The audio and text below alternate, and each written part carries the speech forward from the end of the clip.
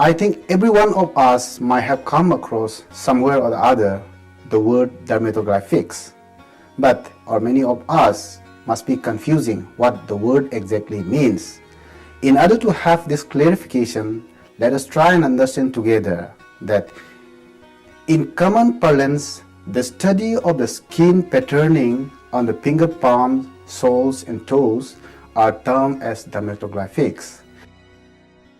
It is derived from an ancient Greek terms derma, which means skin, glyphi, which means a curving. In human as well as in many other organisms, the palmar and plantar surface are covered by skin different from other parts of the body. The surface is continuously corrugated with narrow, minute that friction rich, and there are neither hairs nor sebaceous gland that we normally understand as oil gland. However, the presence of sweat glands are abundant and relatively large in size. In human, the dermatoglyphic structures start appearing for the first time from the 12 to 16 weeks of embryonic development. Their formation gets completed by the 24th weeks, that is about 6 fetal months. Thus, once formed, become permanent and do not change or alter throughout the course of life until intentionally destroyed or decomposed.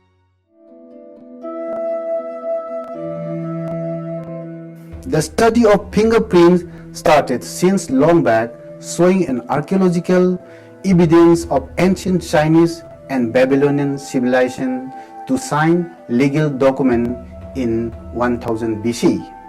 However, the only scientific and systematized method of study started recently at the end of the 19th century, where almost all the new technologies and development begins.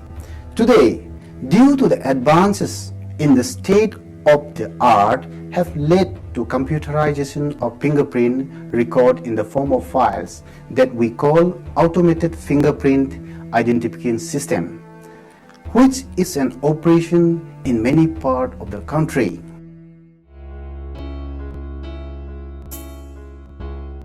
When we all have discussed a brief history of development of dermatoglyphics, let us try and understand together the working principles of dermatoglyphics. Why this dermatoglyphic is so important in the scientific society and as well as in our present human life. There are some of the very important distinct characteristics. Those are given in number. That is, it is not modified by environmental factors. It is non-adaptive in characters, not subjected to high rate of mutations. It can be identifiable without any subjective biasness, etc. In the case of particular fingerprint, it has three important principles we can understand together. The first principle states that a fingerprint is an individual characteristics. No two fingers have identical reads characteristics.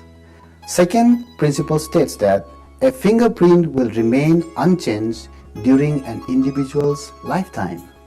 And finally, the third principle states that fingerprints have general reads patterns which make it possible to systematically classify.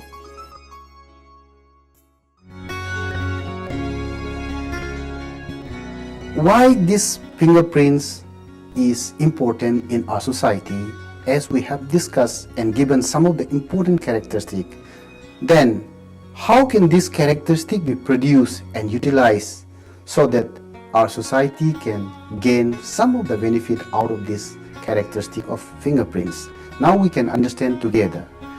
Because of all these important traits in the present society, it becomes one of the tremendous tools for human biologists. It is used for the personal identifications as pointed out by Henry Ford 1880 and Francis Galton 1892.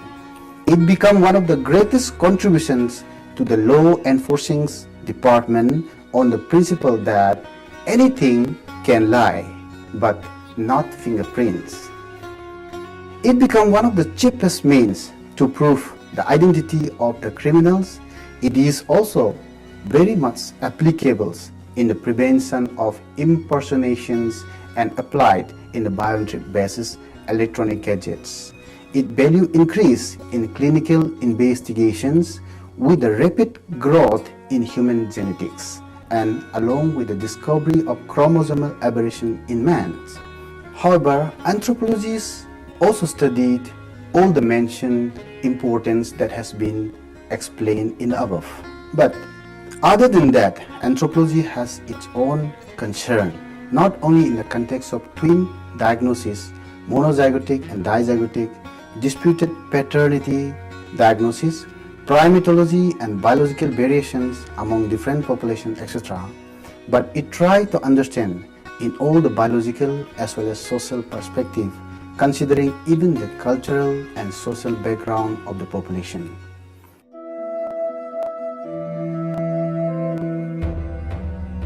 There is main classes of the fingerprints: loops, whorls and arches. Loops, 60 to 65% of the population has loops. It has characterized by having one or more ridges entering from one side of the prints, curving and exiting from the same side. It has divided into two main types, that is, number one, loop opening towards the little finger, that is we normally call ulnar loops, as the ulnar is the middle bone. Secondly, loops opening towards thumb, that we usually call radial loop, as the radius is the lateral bone. All loops must have one delta and type line. The core is the center of the loop. Then comes whorls. 30 to 35% of the population possess whorls. All whorls pattern must have a type line and two deltas. It has classified into four major types. Number one, plain. Number two, central pocket. Number three, double loop. And number four, accidental. Plain whorls must have at least one ridge that makes a complete circuit and an imaginary line from one delta to the other touching a whole ridge. Central pocket whorls must have at least one ridge that makes a complete circuit and an imaginary line from one delta to the other that do not touch a whole ridge. Double loop is the two loops combined to make one whorl. Any other types not in these three categories are called accidental. Generally, they have a whole type patterns. Now comes to the arches, the third category, that is, only 5% of the population has arches. Arch ridges tend to enter from one side of the print and leave out on the other side. It has two distinct types, one plain arch and second tented arch. Plain arch tend to show a wave-like pattern. Tented arch show a sharp spike at the center of the arch. Arches do not have type line, deltas or cores.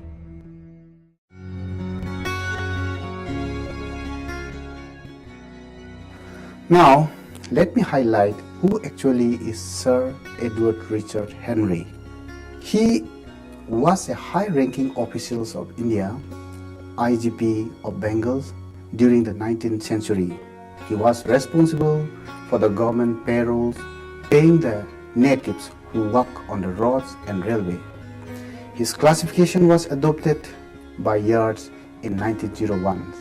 Since then, the system has been adopted virtually by every country in the world with minor regional variations. This is the first classifications used by the FBI to whittle down the possible suspects in the crime scenes. In these classifications, all the 10 digits fingerprints are analyzed under the following 7 headings. Number 1, primary classification systems. Number 2, major division system. Number 3, secondary classification systems. Number 4, sub-secondary classification systems. Number 5, second sub-secondary classification systems. 6, final classification systems. And lastly, key classification systems. First classification, that is primary classifications. In these classifications, the 10 fingers of the 2 hands are grouped in 5 pairs in the following manner. The fingers are paired, placing one finger in the numerator of a fraction and the other in the denominator. The pairing system should be starting from the right hand, that is right thumb and the right index finger, number 1 pair, and the second pair should be between the right middle finger and right ring finger. Third pair should be right little finger with left thumb, and the fourth pair should be left index finger with left middle finger, and the last and final one pair, that is 5 pair, should be left ring finger and left little finger. In practical understanding, different numerical values have been assigned so that the fractions don't end up with 0 in the numerators or denominators. 1 will be added in both numerators and denominator automatically. For example, if a hole was found on the right index finger and the right middle finger, the following fractions would result as shown in the tables. After looking at this table, we have to add 1 to the numerator and 1 to the denominator automatically. Now let me proceed to the second classification called major divisions system. This system is created by counting the ridges in loop patterns and by tracing the hole patterns on the thumb for both the right and the left hands. The loop patterns on the thumb have been subdivided into 3 categories according to the number of ridges counted between the delta and the core of the loops. As it is given number-wise that in number 1, all loops on thumb with ridge count between 1 to 12 are identified as I types. In number 2, all loops on thumb with ridge count between 13 to 19 are identified as M types. And number 3, all loops on thumb with ridge count 20 and above are identified as O types. For these divisions, the type of pattern on right thumb is taken as numerator and left thumb as denominator. Thus, with these 3 types, ridge count following 9 combinations were obtained. So the value of this classification fluctuates between I as numerator and I as denominator to O as numerator and O as denominators. Now let me proceed to the third classification systems, that is secondary classification systems. For secondary system, the patterns appearing on index finger of the right and the left hand are considered. They are in the 9 pattern types plain arch, tented arch, radial loop, ulnar loop, whole central pocket, loop, lateral pocket loop, that is called double loops, twin loops, that also called double loops, and accidentals, which are represented by the following 8 symbols, that is A, T, R, U, W, C, S, and X. For arriving at secondary classifications, the patterns occurring on right index finger are taken as numerator and the left index finger for denominator. These 8 types of pattern symbols would provide 64 possible combinations of right index oblique left index. Thus, the secondary formula for any individual would fluctuate between A/A type and X/X. As a continuation to that, let me proceed to 4th type of classification, that is sub-secondary classification systems. These classification systems can be made under the following 3 heads based on occurrence of patterns on the index, middle, and ring finger of the right and the left hands. It has been subclassified into another 3 groups, that is number 1, letter group method, Henry's method of reads, counting, and tracing, and new method of reads, counting, and reads, tracing. Now let me proceed into 5th type of classification, that is second sub-secondary classification systems. It is only used when a group of fingerprints become too cumbersome and unwieldy. Final classification systems. This classification is made by recording the reads count of loops and whole patterns on the little finger exclusively. The reads of the wholes are to be counted from left delta to the core. In case of right little finger, and from right delta to the core in case of left little finger.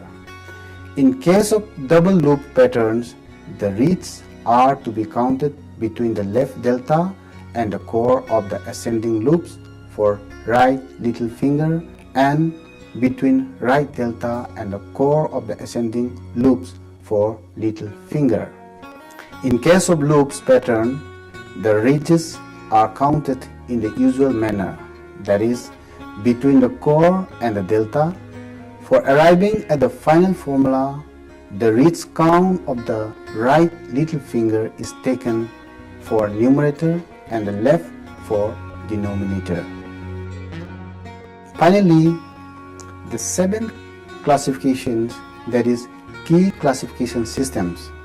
It involves the reads counting of loops or whole patterns appearing on the right thumb only.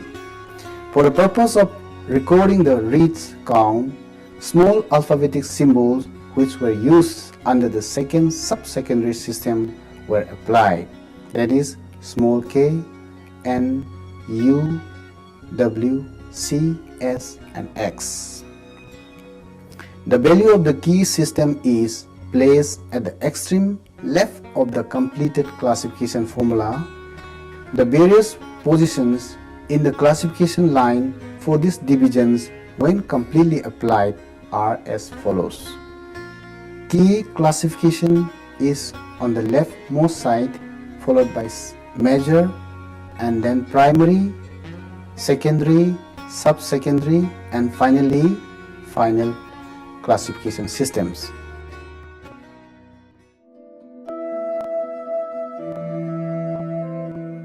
Now we have a brief knowledge about the Henry's classifications.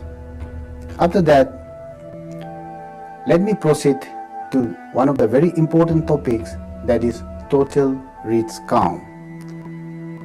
Fingerprint reads pattern results from environmental influences on the expression of number of interacting genes At least 7 genes are thought to be involved in finger reeds formations. The sum of the reeds count on all the fingers of both hands, which is quantitative trait having inheritance in nature, is termed as total reeds count. In the study by Whorls, 1968, the average total reeds count for male was found to be 145, and for female it was found to be 126. The reeds count on the finger with a loop is determined by counting the number of ridges between the triradius and the center or core of the patterns. For ours, the ridge count is 0. For whole, ridge count is made from each triradius to the center of the fingerprint, but only the higher of the two possible count is used. The figure given below is an example of some of the fingerprint patterns and the total ridge count. In the first figure, that is A, shows that ours with no triradius and ridge count of 0. In B, loop with one triradius and a ridge count of 12. In C, whole with two triradius and a ridge count of 15. By knowing the total ridges count, comparison work with the necessary populations or individual can be easily investigated.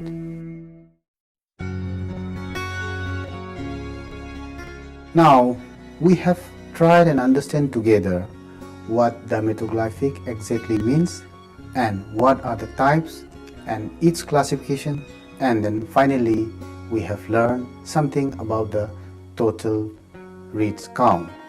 So, I hope that some of us might have understand something out of this topic, and if anything is confusing in your mind and if anything is still to be explained or understand more, then you can refer to the text available in the website